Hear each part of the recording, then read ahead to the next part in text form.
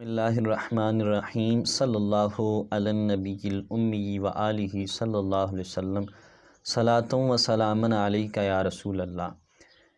ناظرین و سامعین، ہم نے فقہاء و محدثین کا ذکر خیر شروع کیا تھا، تو سب سے پہلے حضرت امام اعظم ابو حنیفہ رضی اللہ تعالی عنہ آپ کا ذکر خیر ہوا۔ پھر اس کے بعد امام مالک علیہ الرحمہ آپ کا ذکر خیر شروع کیا، تو امام مالک علیہ الرحمہ آپ کے ذکر خیر کے حوالے سے ہماری 4 ایپیسوڈ ہو چکی۔ آج ہماری اس حوالے سے 5ویں قسط ہے۔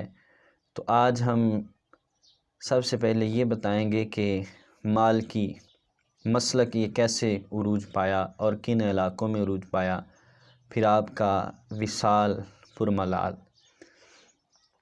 امام مالک علیہ الرحمہ کا مسلک مغرب میں کافی عروج پایا، اور مغرب میں خاص طور پر اندلس میں۔ اس کی وجہ یہ بنی کہ لوگ وہاں سے حج کرنے کے لیے، زیارت مدینہ منورہ کے لیے حاضر ہوتے، امام مالک کی شہرت سنتے، آپ کی عزت شان سنتے، تو اس وجہ سے ان کے دل میں امام مالک علیہ الرحمہ کی محبت پیدا ہوتی، جس وجہ سے وہ امام مالک کے ساتھ محبت پیار کرنے لگ گئے۔ اور پھر ایک وجہ یہ بنی کہ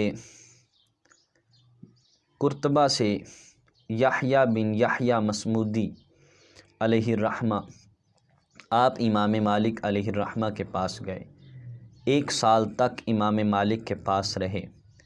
1 سال کے بعد جب پھر واپس آئے تو آ کے امام مالک کی کتاب موطا امام مالک کے فتاوی جات کا درس شروع کر دیا، اور ایسی شہرت حاصل ہوئی کہ شاہی دربار تک پہنچ حاصل ہو گئی۔ جس کو قاضی مقرر کیا جاتا، ان کے مشورے کے ساتھ کیا جاتا، تو اس وجہ سے آپ ہر بندے کو مالکی مسلک پر عمل کرنے کی تبلیغ کرتے۔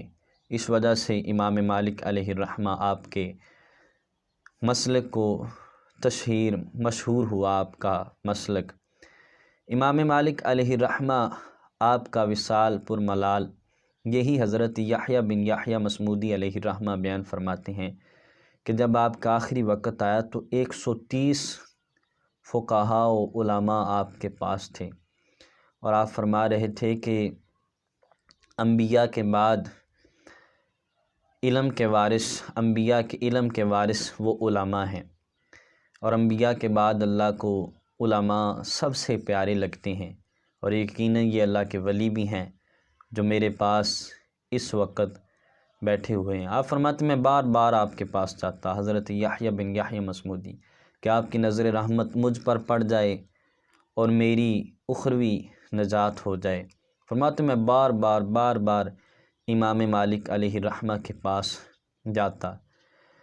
پھر علماء فقہاء بھی آپ کی زیارت کے لیے آئے تھے اس وقت، جو 130 علماء فرماتے ہیں وہ آپ کے پاس بیٹھے، آپ کی باتیں۔ اور پھر امام مالک علیہ الرحمہ نے ربیع کے حوالے سے ایک روایت بیان فرمائی۔ آپ نے فرمایا کہ کسی کو نماز کے مسائل بتانا، نماز کا طریقہ سمجھانا، یہ فرمایا پوری روئے زمین کا مال صدقہ کرنے سے بہتر ہے۔ پھر آپ نے ایک روایت بیان فرمایا کہ کسی کی دینی الجھن کو دور کرنا 100 حج کرنے سے بہتر ہے۔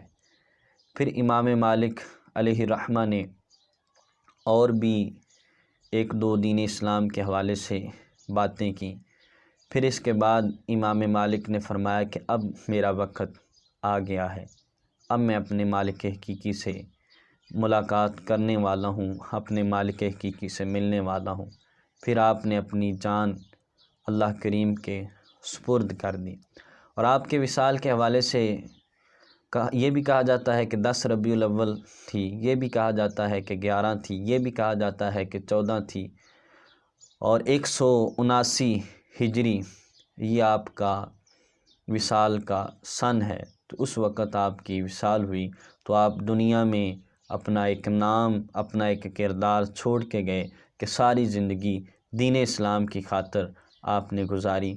تو اس سے ہمیں بھی یہ درس حاصل کرنا چاہیے کہ جس طرح امام مالک علیہ الرحمہ نے اپنی ساری زندگی دین اسلام کی خاطر گزاری، تو آج ہم ان کا نام اچھے لفظوں کے ساتھ لے رہے ہیں۔ تو بھائی دنیا اچھی چاہتے ہو، آخرت اچھی چاہتے ہو، تو ساری زندگی اللہ رسول کے نام لگا دو۔